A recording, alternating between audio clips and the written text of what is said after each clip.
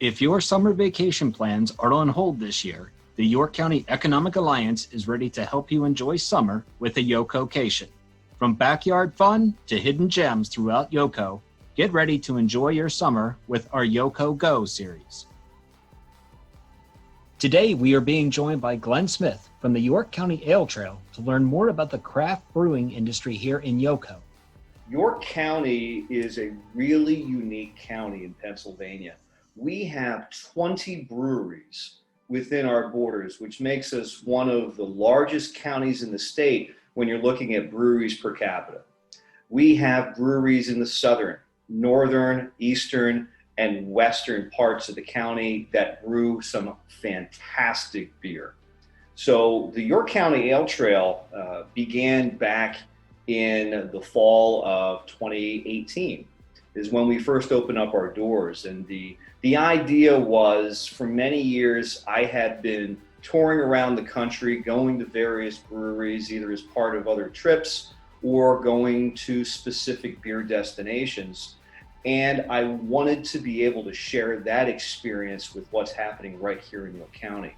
So what we created was a guided educational immersion into the York County craft beer scene. All of our tours, whether it's a walking tour or you go on our brew bus, is led by a knowledgeable and experienced beer guide. It's someone who is familiar with the brewing process, is familiar with our breweries, and can educate you and teach you about craft beer. So when you take a look at the brew scene, just not in the country, but York County specifically, the very first brewery we had in the modern day era was back in 2011, which coincided with the revitalization of downtown York City.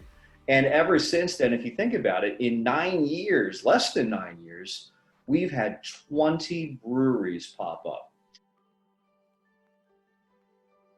So when you talk about what's the best beer, everybody's got a different taste. Some people, even when it's 95 degrees out, like that stout.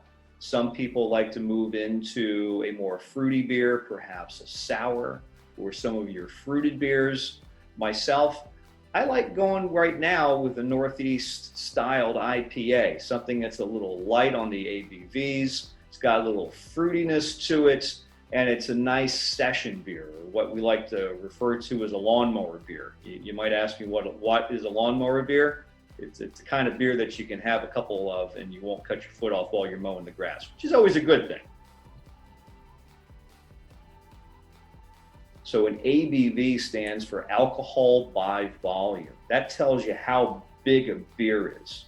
So your standard shelf beers like a Budweiser or a Coors or a Yuengling, those are going to be around a 4% beer. Those are what you would refer to as lighter beers.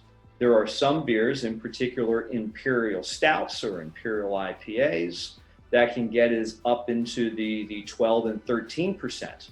So when you see a craft beer, pay attention to what its ABV is. Because if you get a beer that's 10%, that's essentially going to be the equivalent of over 2.5 beers when you look at the alcohol by volume.